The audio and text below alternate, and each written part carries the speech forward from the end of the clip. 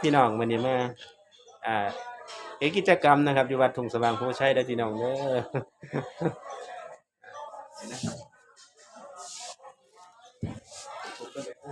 อ่าไปเลยบอกว่าเลยบอกเอาเลยอันนี้ที่ปลูกมันอันกล่องนะพระพุทธพระโลกฉันคืออุทิศให้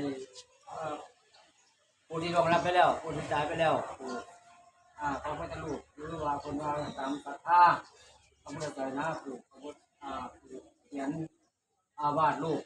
ใส่ผ้าขาวๆนี่ได้แบบว่าได้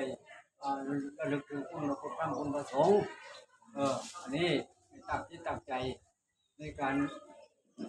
ปล่อยมาอีกเรื่องเลยจ้ะลงไปแล้วขอให้อันนี้ไปสู่สุคติสวรรค์หรือว่าอันนี้ไปในภูมิที่ดีดีๆก็เกิดเป็นอย่างละที่วันนี้เรื่องเกิดเป็นอ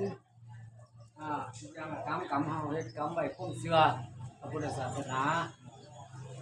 ปล่อยไว้ที่ใจมันก็ล้วนเล่ที่ใจบ่มันคงอันนี้ที่ไว้คืออาศัยคุณทำประสงค์เดี๋ยวลงกล่องไม่เห็นยับประมาณให้มันเห็นเกินกล่องเอาเขียนเสื้อไว้ที่ให้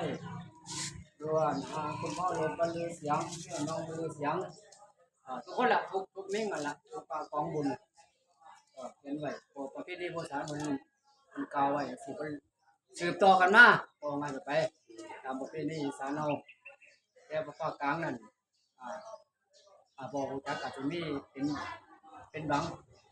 พื้นที่ภาคกลางก็ไปอีกแบบนึงที่ต้นเสียของเฮากองบุญมีหมอนมีบริการ8มีเบิ้ลละเครื่องแต่งมือเดฮู้มือเดฮู้มือวันที่7มื้ออื่นนี่ก็คือเป็นห่อข้าวต้มคือห่อข้าวต้มห่อจัดขนมจัดหันจัดนี่ใส่บาทใส่ถังใส่ให้พี่น้องเราพี่เราน้องบ้านอื่นบ้านใกล้ญาติพี่น้องสิมาโฮมมื้อวันที่7มื้อทั้งบนมื้อนี่มื้อเป็นรวมมื้อห่อข้าวต้มพอดอกมื้อนี้เตรียมงานอยู่หลายมื้อ3-4 มื้อ4 มื้อเตรียมงานอยู่พอสิแล้วเตรียมงานก็บ่เป็นคนเดียวต้องซอยกันนะซอยกันเบิดบ้านมาซอยกันในวัดนี่แหละมาร่วมกันในวัดมาสร้างมาเฮ็ดมาหยังอันใดขาดตกบกพร่องอันใดมีก็ซอยกันคือมีความสามัคคีกัน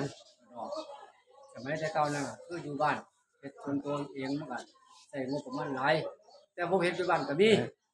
แล้วบ่ว่ากันเดี๋ยวนะครับอยู่บนบ้านตอนนี้ก็เนาะอาจารย์เนาะคิดสิยาวโหดอันนี้เป็นอาจารย์ผมนะครับเป็น